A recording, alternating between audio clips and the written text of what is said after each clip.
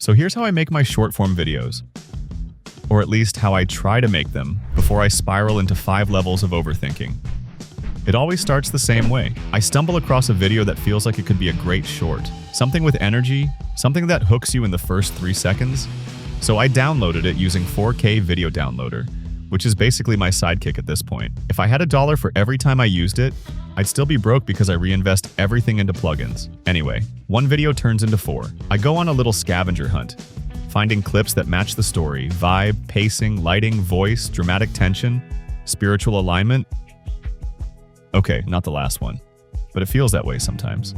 Now, this is the part where I have to stop myself from overcomplicating everything. Like, yeah, I could go dig up rare B-roll, motion track someone's eyeball, add particle effects and thunder just because it's dramatic.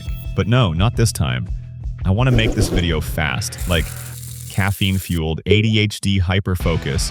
I have a client waiting kind of fast. I already have a pre-made Premiere Pro project, my golden template.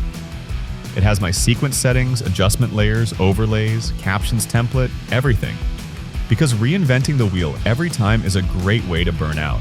Now here's something a little nerdy, but super helpful. I transcribe the video. Why? Because when I see the words on the screen, I can visualize the rhythm and flow. Plus, captions are non-negotiable, so I might as well get that out of the way early. Once I've got the clips and transcript, I toss everything into the timeline like a toddler with Legos. Nothing's in place, no structure, just raw chaos. From there, I start trimming, arranging, cutting, trying to find the story. At this point, I still don't know if it's going to be a 20-second snappy banger or a 60-second slow burn with an emotional twist. That decision kind of makes itself as I go. Now, here's a tiny trick I use to keep my timeline organized. I color label clips. Because if I start shuffling stuff around later, and I will, I want to be able to see what's what before I accidentally delete something important and cry. At one point in this project, I realized we've got a lot of good footage. So instead of cramming it all into one short, why not split it into 2 versions? One version would be the quick 20-second version, straight to the punch, for the goldfish attention span. The second one, more like 60 seconds, gives it room to breathe, and both can start with this line. By the end of that session that night, I think I had written the words to the chorus. That's a strong hook. It hints at creativity, momentum, and something happening. Hooks are everything in short-form content. It's either that or people scroll faster than your GPU fan on export. Speaking of audio, some of the clips had background music baked into the dialogue, and that's not going to work. So I used lalal.ai to remove the music. It's AI-powered, does a solid job, and no, this isn't a sponsored mention. But hey, if you're listening, Lalal, call me.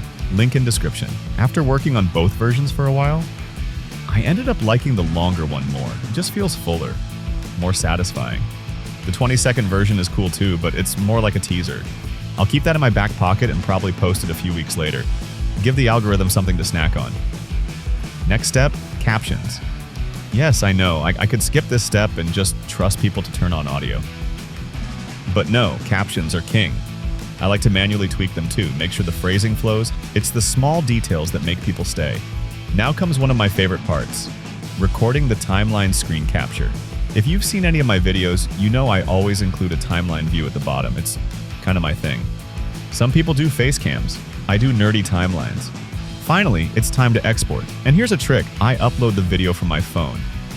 Because for some reason, YouTube only lets you pick the cover image for shorts on mobile. Why? No idea. YouTube logic. So I upload it as unlisted first. Then I jump back to my computer and do the polishing. Title, description, tags. I feed the transcript and a brief summary into ChatGPT, and it gives me title ideas, descriptions, tags, even pinned comments. Then I refine everything with vidIQ, which is just an incredible tool for YouTube SEO. Seriously, tag suggestions, keyword scores, thumbnail previews, it saves me hours. Another link in the description. And then we go live. Visibility, public, fingers crossed, hope it does well, hope it finds the right people. And that's it. That's how I make my short-form videos. Slightly chaotic, slightly caffeinated. A mix of templates, tools, and trial and error. Thanks for watching. Let me know if you want a breakdown of any part of the process. Or don't, I'll probably make it anyway.